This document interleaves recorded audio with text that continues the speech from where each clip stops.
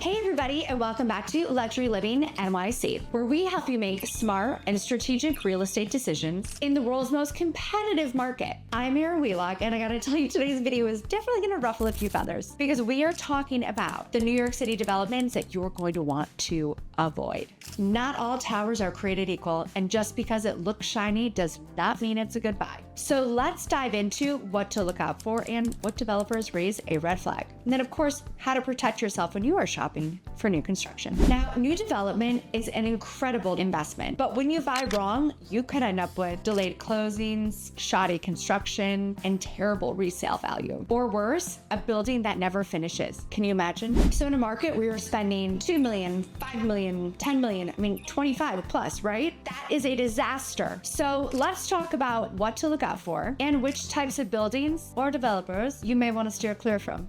Now, here's some red flags in new development. Now, here are some major warning signs that a lot of buyers miss. Low absorption rates. If a building has been on the market for a very long period of time, especially if it's not that many units and only a couple of them have sold, this is not a good sign. This means that buyers not only don't trust the developer, but also very likely means that the prices are way off. Now, I do want to be clear. If you have a building that's 400, 500, 600 units and it's taking a while to sell, then that's when you just need to look into it, or quite frankly, have us look into it. Maybe they started sales really early. Maybe they've only been releasing a few floors at a time because they have that many units, right? There's things that can be happening, but general rule of thumb, if it's been years and it's under like 75 units, we should talk. If there's a high ratio of investor units or rentals, you don't want to live in a luxury building that has about 50% short-term tenants. High investor ratios can hurt the building's culture and resale value. I know a few buildings even that now you have to buy cash because it's basically all investors in it,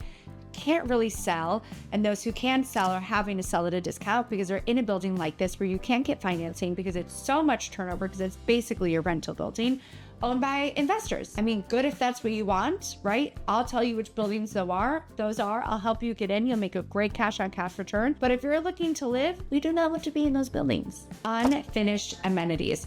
Now, it doesn't happen that often, but some developers promise gym, pool, spa, running track, etc., etc. And if they don't have an end date or a coming soon date, or if it hasn't even started and they're already starting closings, maybe not the best. I have seen it before in a development where they promised all of this stuff and then started continue closings and they never ended up actually doing the amenities. Actually, I think they maybe just put in a shoddy gym. We've all seen it. The building that has this overhyped architecture and underwhelming interiors. Yes, a building can have great renderings, but let me tell you, great renderings do not mean great finishes.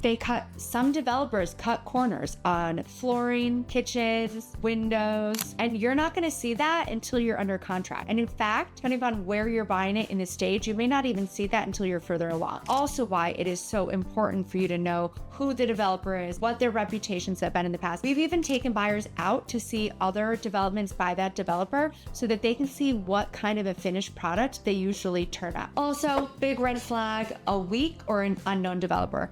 I get it, every developer starts somewhere for sure, but most developers do not have deep enough pockets or somebody with enough faith in them to do their very first development in New York City.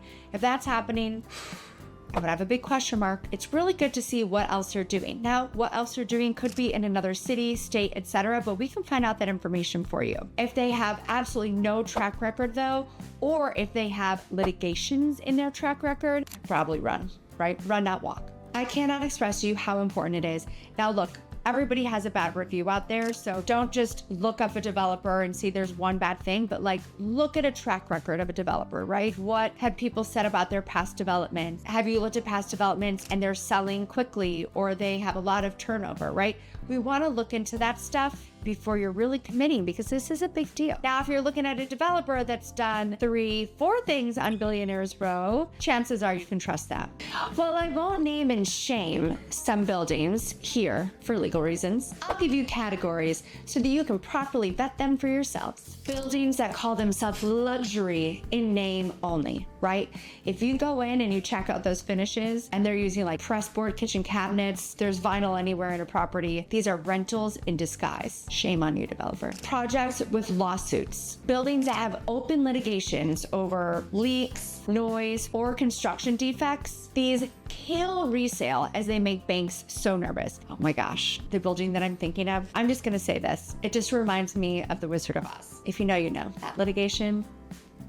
If a single developer is developing 3 or 4 projects in like a 4-block radius, it may flood the market and create such a surplus that it's gonna kill your resale. Another red flag, when the sponsor is holding on to the majority of the listings. This can cause issues with financing. You never know when the sponsor is gonna go out and release more down the road. It could be when you're trying to sell, it could hurt your resale value. The sponsor's trying to hold on to a lot of that project.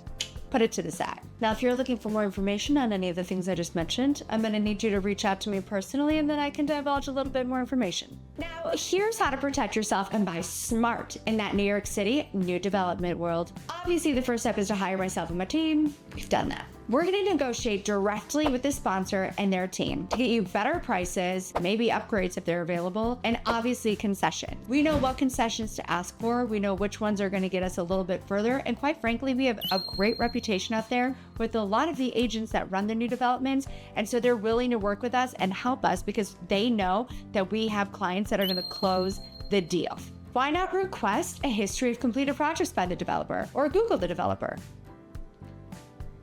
Let's look at the finishes, resale comps in those buildings, any buyer complaints. You know people love to complain out there. And when people like to complain, they like to complain publicly. So we can find all that stuff. Always read the offering plan. By always read, I mean have your attorney read the offering plan, but then actually explain it to you line by line by line. You need to know what you're getting into. It reveals construction risks, ownership structure, amenity delivery, and more. So it's very valuable information. Look into how many units have actually closed, not just gone into contract. Look, if nothing has closed yet, then that means it doesn't have a certificate of occupancy. So you just need to know that for your timeline, for sure. We recently had a project that we were supposed to be able to close on in November, and it wasn't until the following April that we closed. And this was a conversion, not even new development. So if everything is in contract and you're like, hey, look, I need to get in there in like 2 months, I'm all cash, they say we're gonna be closing next month, you know, we're gonna chat about that and see, like, realistically, does this seem like you should be doing it? I don't know, probably not. Understand your exit strategy. I'm gonna be really clear here. Unless you get a deal, and by the way, we can tell you which buildings you're gonna be getting a deal in, but unless you're getting a deal, it probably doesn't make sense to purchase something that you're gonna have to sell in the next 3 years or less,